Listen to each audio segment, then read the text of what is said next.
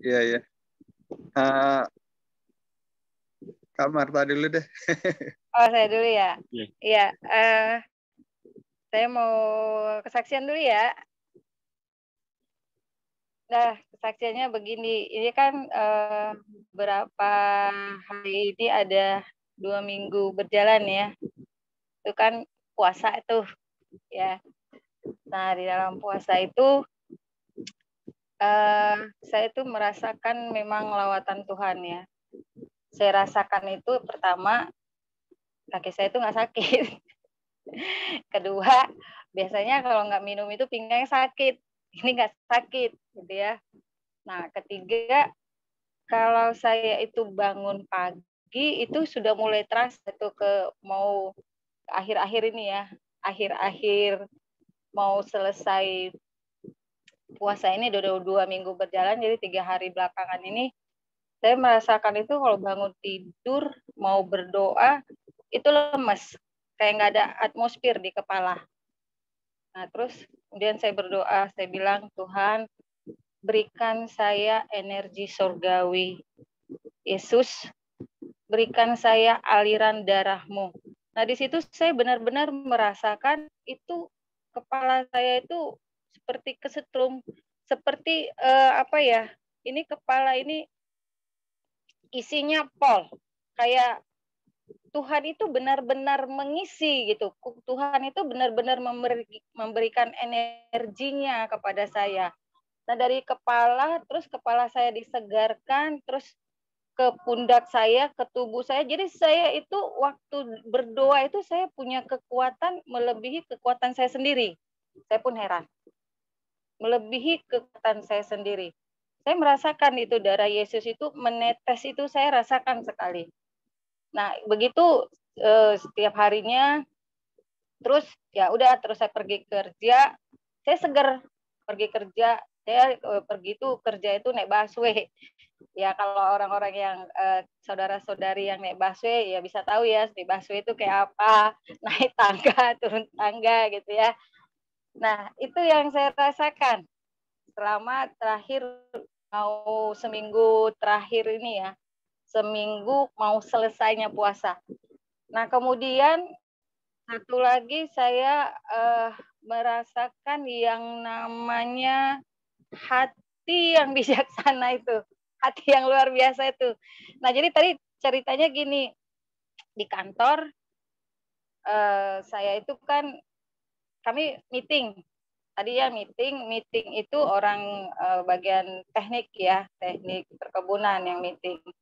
Nah, kemudian di tengah meeting itu saya melihat ini manajer kelihatan kesombongannya gitu. Entah kenapa kok hati saya terkecoh gitu kan. Tapi Tuhan bilang gini, anakku, jaga hatimu gitu itu. Iya Tuhan Yesus, gitu ya. Saya lupa kalau saya itu puasa gitu.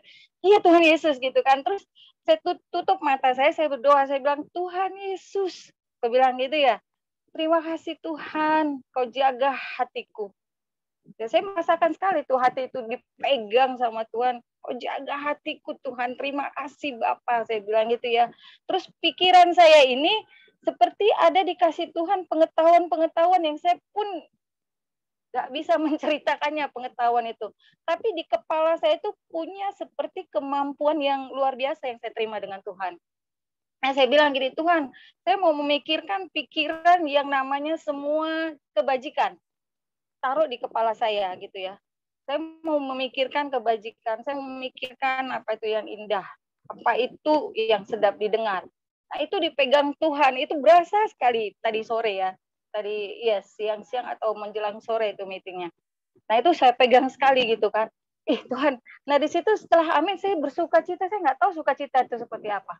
Pokoknya saya bersuka cita sekali. Jadi terus saya ingat minggu yang lalu ada pesan Tuhan melalui hambanya, yaitu isi hati Tuhan. Tuhan mau isi hati Tuhan gitu ya. Ini ya hati Tuhan itu gitu ya. Saya merasakan sekali di situ kan. Nah, setelah itu nggak lama kemudian meeting lagi. Selama ini kalau meeting teknik itu saya nggak pernah terlibat. Tapi entah kenapa direktur saya melibatkan saya tadinya. Nah, itu saya jadi heran juga loh. Saya bilang, Tuhan Yesus, saya kan nggak tahu masalah ini. Saya kan nggak pernah diikutkan meeting, gitu ya. Tapi ya terpujilah namamu Tuhan. Mungkin melalui ini Tuhan mau mengangkat saya, begitu ya. Nah, terus selama puasa itu, ketika kami masuk ke ruangan doa, kami itu kan setiap pagi itu ada doa pagi di kantor ya. Itu rasa sukacita itu beda ya. Rasa sukacita itu beda dengan hari-hari sebelumnya juga saya merasakan sukacita. Saya tiap hari itu merasakan seperti saya itu berpesta gitu ya. Tapi terakhir-terakhir ini nggak tahu sukacitanya itu double ya, berlipat-lipat gitu. Makanya saya bilang, aduh Tuhan, jadi semua yang didoakan itu saya tidak melihat, tapi saya percaya pasti mereka sembuh. Saya percaya pasti mereka itu disegarkan. Pasti orang yang berteriak mau kenal Tuhan Yesus pun pasti terjadi. Nah, itu kesaksian saya ya. Nah, terus saya penglihatan dipercayakan Tuhan. Waktu kita masuk penglihatan tadi, dipercayakan Tuhan ke Paristo. Ke Paristo kita itu menyembah, dibawa ke padang rumput. Jadi Pak Risto itu berdoa, dia bertelut, dia meminta sesuatu sama Tuhan sampai dia menangis begitu ya. Nah, kemudian Tuhan melihat hatinya dan Tuhan memberikan dia seekor burung merpati. Burung merpati ini putih, bersinar, bersih gitu ya. Kayak apa ya? Kayak aks gitu ya, bersih, bersinar gitu kan. Nah, terus dikasih sama Pak Risto. Pak Risto nerima burung ini, burung merpati ini. Terus Pak Risto melihat burung merpati ini senang sekali. Dia senyum, senang. Pokoknya dia bersuka cita banget dengan burung merpati itu. Jadi burung merpati ini dipegangnya, dilihatnya, cantik banget ya Tuhan ya, bersih banget gitu ya. Pokoknya bagus, indah. Pak Risto tuh bersuka cita sekali dipegangnya burung merpati itu. Terus kata Tuhan begini, demikianlah kiranya hatimu bersukacita ketika Roh Kudus itu tetap ada di dalammu. Itu saja, Tuhan Yesus memberkati.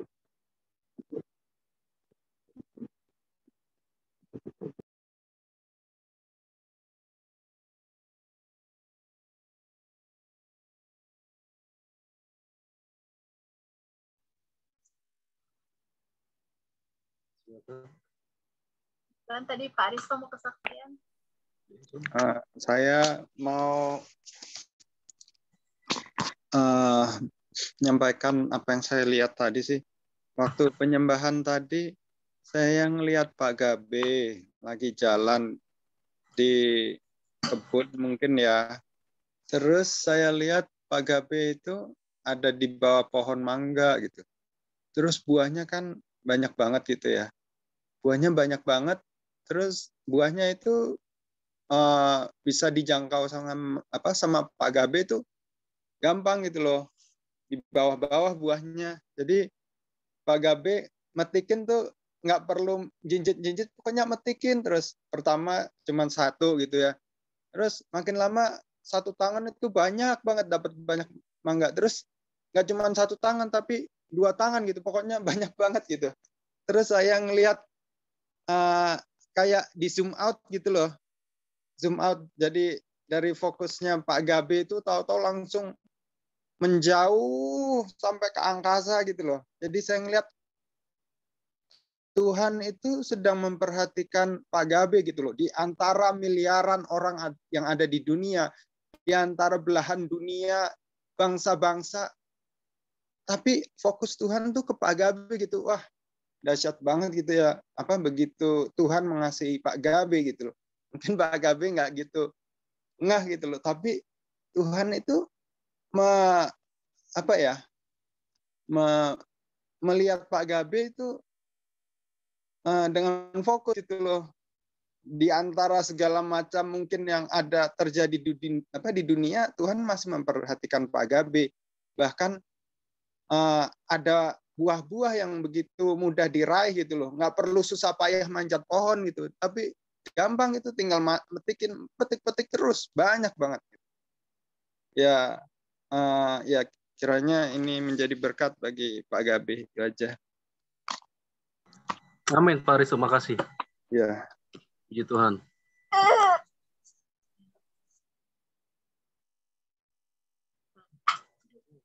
Puji Tuhan.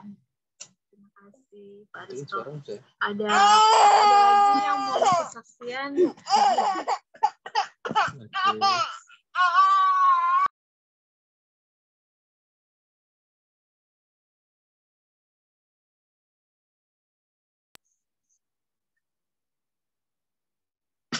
Tadi Bapak Mute.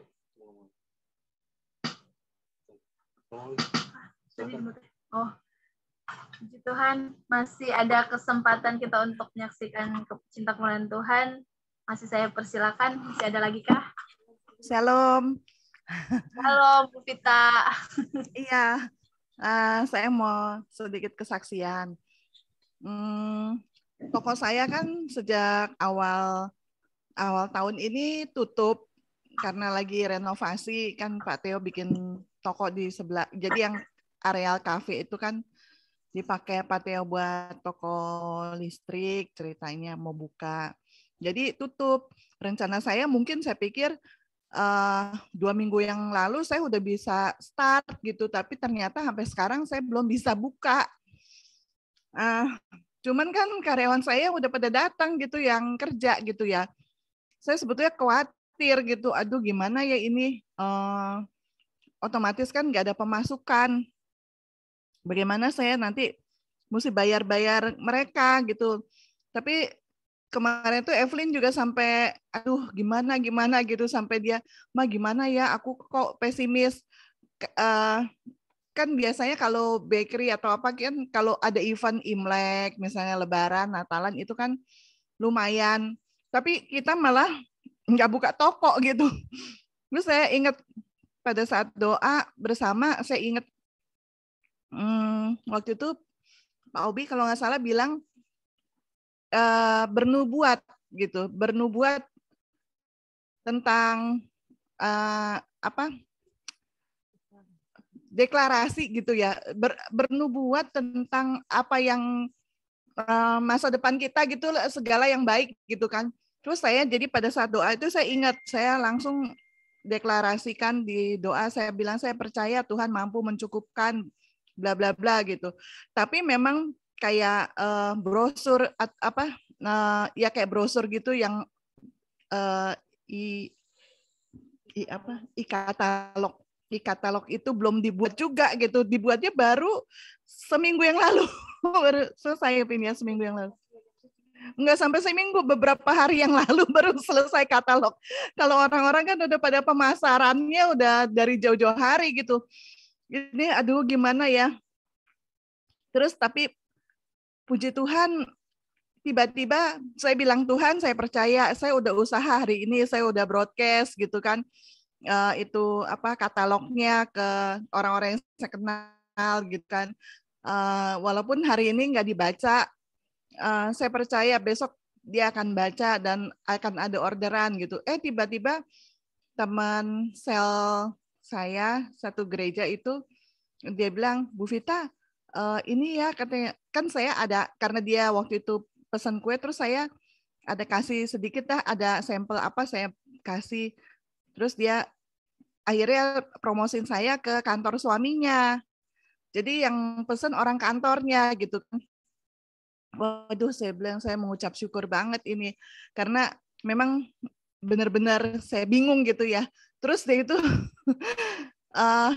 saya bilang gini, Tuhan terima kasih untuk orderan ini gitu.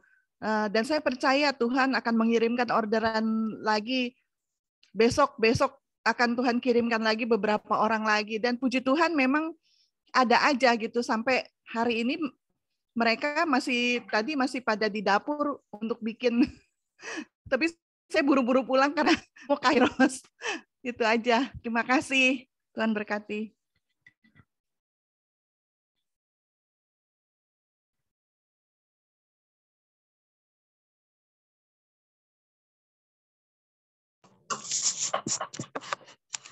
Puji Tuhan. Masih ada lagi yang mau kesaksian?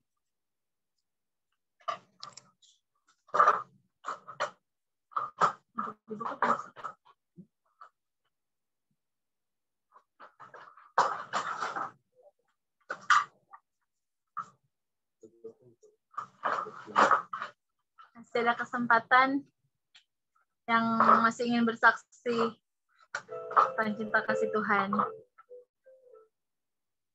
Kita angkat pujian dulu kali ya.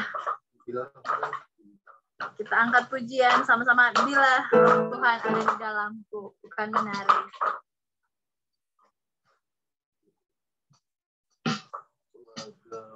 Sama-sama memuji Tuhan dulu ya.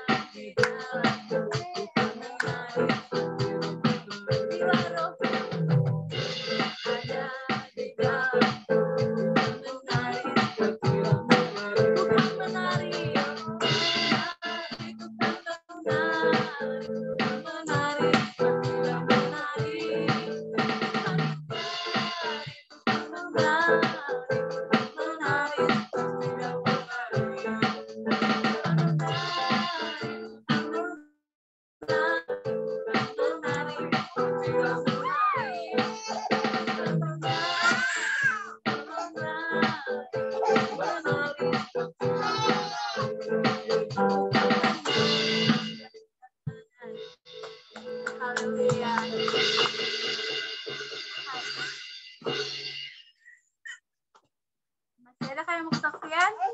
Bapak Ibu? Kalau sudah tidak ada lagi, kita mau siapkan hati kita untuk mendengarkan kebenaran firman Tuhan. Kita angkat pujian.